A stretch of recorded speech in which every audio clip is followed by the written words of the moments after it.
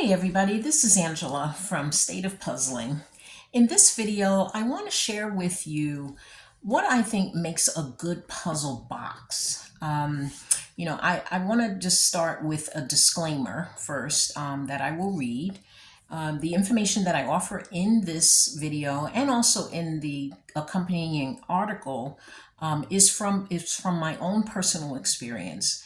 Opinions are solely my own and are meant to educate and inform puzzle collectors on inspecting, caring for, and preserving their boxes and their puzzles. This video is not meant to disparage or discourage buying puzzles from any particular manufacturer, vendor, or source. As a puzzle collector for over 30 years, I've seen many puzzles from many different manufacturers, and I really do love all of them. And so the information in this video really is my sort of wish list. I will show you some examples of boxes that I really think nail it in terms of offering all of the information on the puzzle box itself. And then I'll show you some what I think are not some missed opportunities, if you will, not so good examples. I just also want to say that I have, over the years, I have purchased puzzles from so many manufacturers. I even maintain a historical timeline of the puzzle companies from many of the years ago. And so I have that also on the website. I'll put all of these links in the video description. I have collected puzzles and I have also been involved in repairing boxes. I'm getting better and better at that, and also preserving older puzzles. I will say that I'm not really into vintage puzzles, but the oldest puzzle in my collection is from 1968, and I was able to successfully repair that box and also preserve those puzzle pieces. So I do want to go to the scope of this particular video. I'll do a couple of videos on this, but I wrote an article on the website, and again, I'll put the link in the description, called What Makes a Good Jigsaw Puzzle Box. The article talks about the physicality of the box itself, the material that the box is made of, the sturdiness of the box. Over the years, I have developed what I call Angela's puzzle box tests. And this is really a battery of tests to gauge the condition of a jigsaw puzzle box. And I'll show this in another video. But in this video, I want to talk and I want to focus on the content that is displayed on the box itself. So just looking at this particular puzzle box, it has a top, it has a bottom, and it has edges. Sometimes these are called sides, and other times you might see them called spine, the spine of the box. So much like a book, right? And this is really how I think of my puzzles. And so when I look at a box, I go to label it. You'll see my labels at the top. And I'm immediately looking at the information that's given to me on the spine of that puzzle box. And I'll show you a couple of boxes here.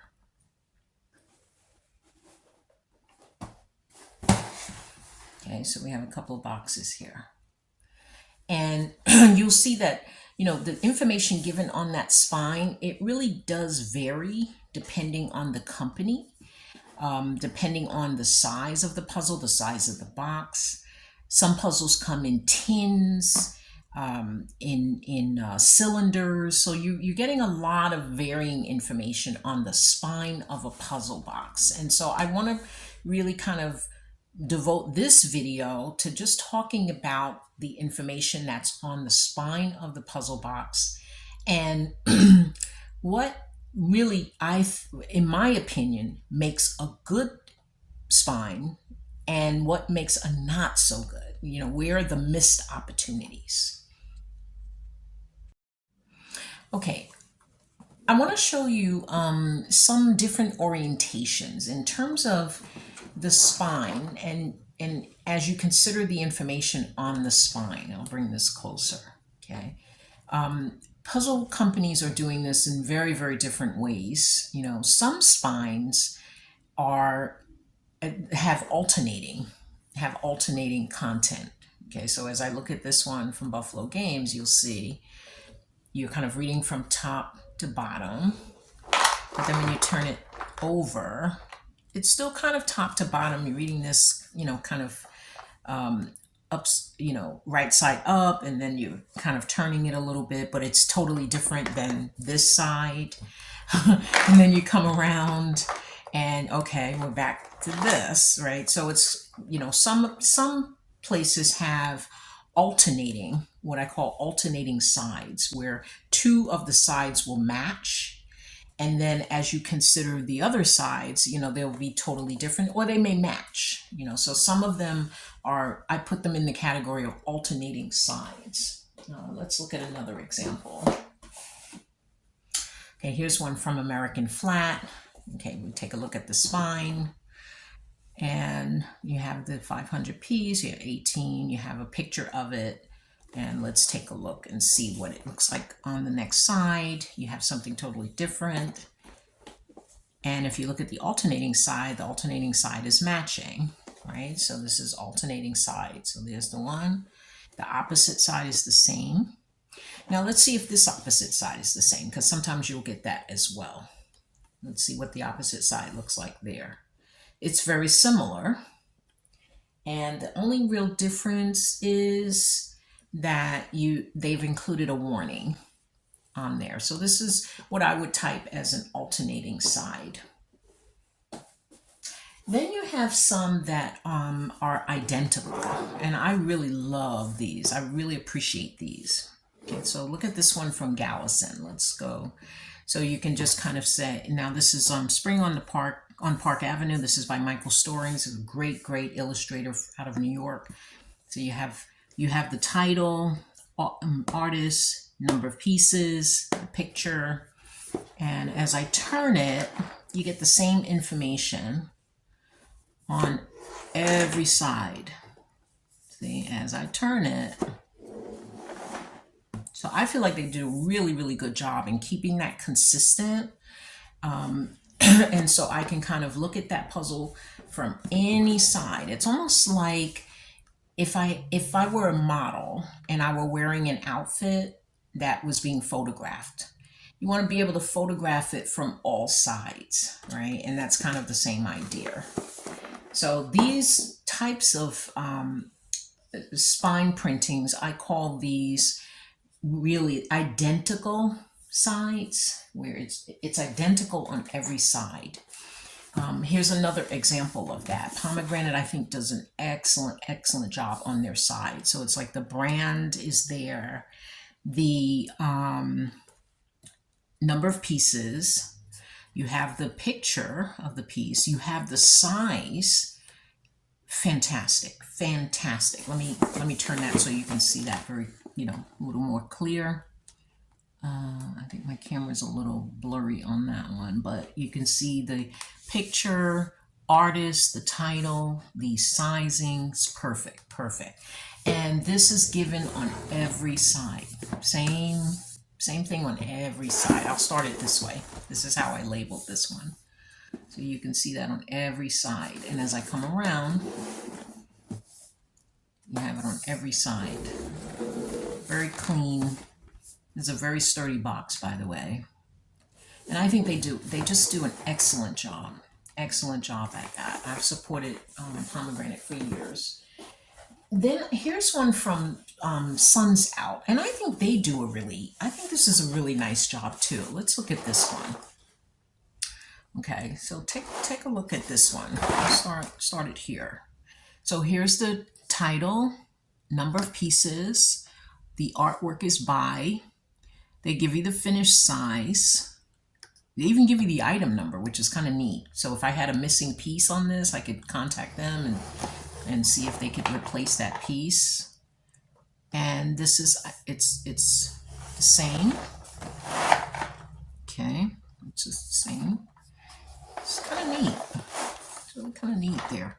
Now they do have on that fourth side, they have the same information, and instead of the item number, you're getting the barcode and you're getting a warning. I really appreciate the warnings as well. For those of you who are parents of young children, it does pay to read the warnings on these puzzles. They also do give their address, which I really like as well. I think Pomegranate does not do that on the side. They do that in the back.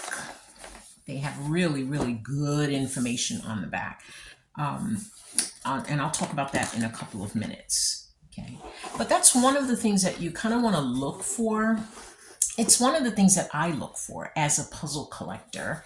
I'm a collector. I also catalog my puzzles as well. So the first thing that I look for when I purchase a puzzle is the spine. And just like I would catalog books, I catalog puzzles. And so I look at the spine to see what information is given to me on the spine. And so if by putting all of the necessary information on there, it allows me to efficiently catalog. And then I don't have to go looking everywhere on the box for the information that I need for my collection. I'm also a framer. So I really do look for the size of the puzzle. I need to know how big the finished puzzle is. And that's very important for me as well. And I would think, I'm not an anomaly in terms of how I collect. I think there are many collectors, there are many puzzle collectors like me who look for this information. And so what I wanted to do with this video was really give you some examples of where I think, the companies have really nailed it. And they have given us some really good, solid examples of what a spine, what information is really, really helpful on a spine. And then I also want to show you some examples where I think there are some missed opportunities as well. And so I'll show you that. As I think about, what makes a good spine and what is a not so good spine, right? What information, what essential information should be included, do you think? And I would certainly welcome your opinion on this. You can, leave your comments on this particular one. Those of you who are collectors, I would love to hear from you. As I have thought about this and I've looked at purchased so many puzzles, dealt with so many puzzles over the years, I have my must-have list of things that I want to see, information that I want to see on the spine of a puzzle. I certainly want to see, the name of the puzzle. All right, let me go with the. Let's see. I'll go with the sun's out because it's a little bigger here. You can see it. So I certainly like to see the title. I really want to see the dimensions. I want to know how many pieces am I working with. Is it a 300 or 500? This one is a 550. Is it a 1,000, 3,000, 9,000, 24,000? I want to see the number of pieces. I really would like to see a picture of the puzzle. That's very, very helpful. I'd like to see the company. Here's the company. I even, in this particular puzzle, I get the logo of it and I get the address of the company. That's kind of neat. Really appreciate that. And so those for me are must-haves. I'm going to put them on the screen in this video so you'll see the name, the dimensions, number of pieces, a picture of the puzzle, and the puzzle company. Those are my must-haves. Then I have my nice-to-haves. Okay, it's nice to have. You don't always get it, but it's a nice to have. I want to show you my nice to haves. Let me turn over and I'll show you the back of the pomegranate puzzle.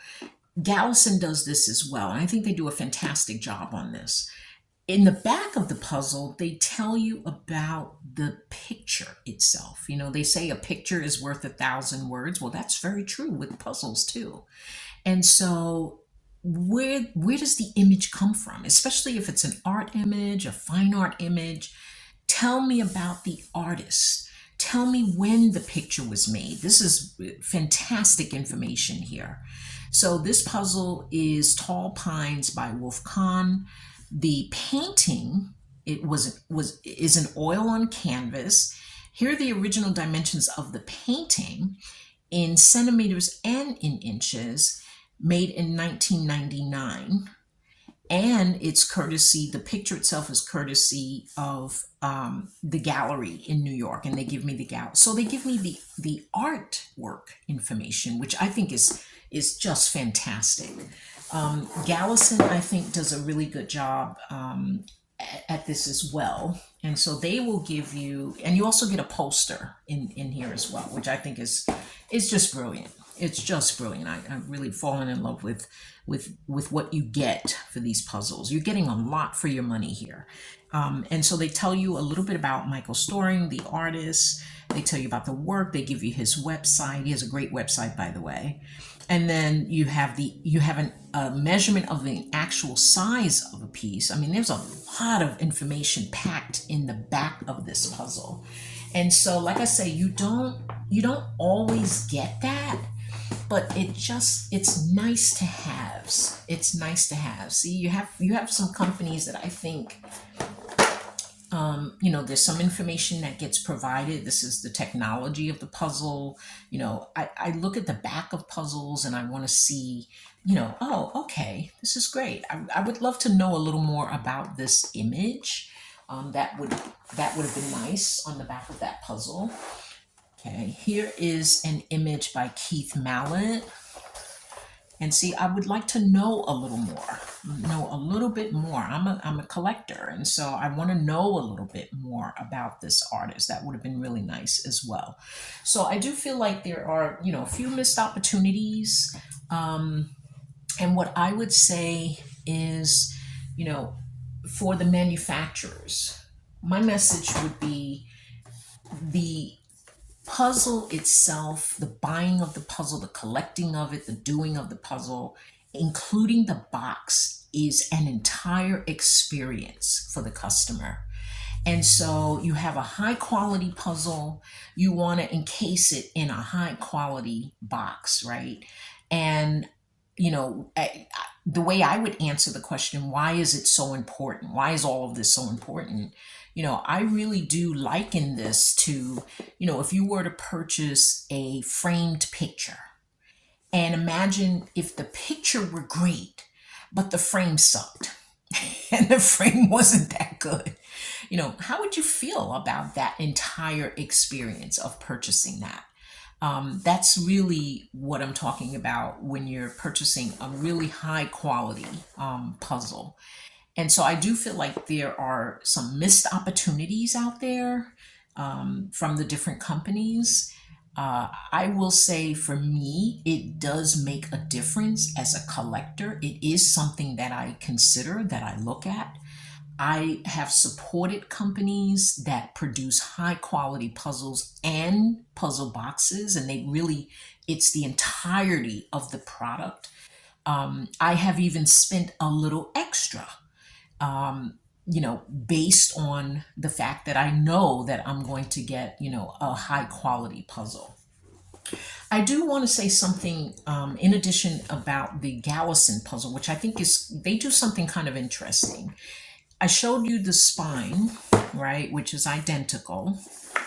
And you may say, oh, well, okay, you have the title, you have the author, the artist, you have the number of pieces, you have the picture, but you don't have the size. Where's the size? What Galison does is they link their sizing to the pricing of the puzzle. And while what I would ask for is include the size, it would be great to include the size. One of the things that they do, which I think is fantastic, is, and there's some other companies that do this as well, they link their pricing to the size. So if you're paying a certain price, you know that you're going to get a certain size. So because I have dealt with Galison before, I know if it's a rectangular and it's about 1,000 pieces, I know that more times than not, it's going to be a 20 by 27. The dimensions on that puzzle is going to be 20 by 27. If it is a square puzzle that's around 1,000 pieces, it's going to be 20-inch square, 20 by 20.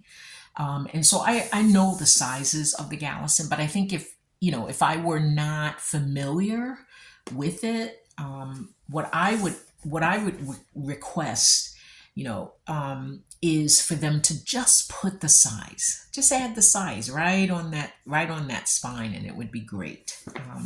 But again, high quality. These are really, really high quality products. There are many of them on the market. They're not the only company doing it. So I also do want to show you another example that I just recently purchased. And I think these are just adorable. Okay, these are canisters. You get these little tiny canisters. And this is a company, the website is called journeyofsomething.com. And it's Puzzle Your Feelings. All right, I've seen a couple of these kind of emotion type puzzles on the market. I think they're quite wonderful. This one is Breathe. The top of the canister is the puzzle itself.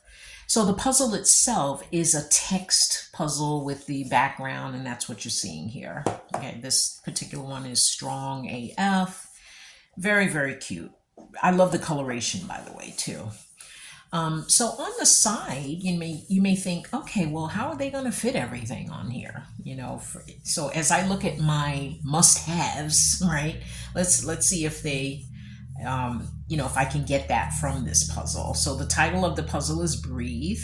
Okay, the Puzzle Your Feelings to me is like a series. They have a couple of series under here. They're all called Puzzle of Feelings, and this one is Strong AF.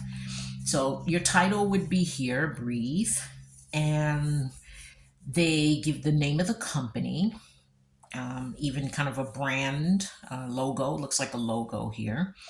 They do give you the size. The size is here. It's in centimeters. I would love that in inches, right? But it's no big deal. I mean, you just convert it. I use my online calculator to convert it. And they tell me the number of pieces. And I think, that satisfies my must-haves.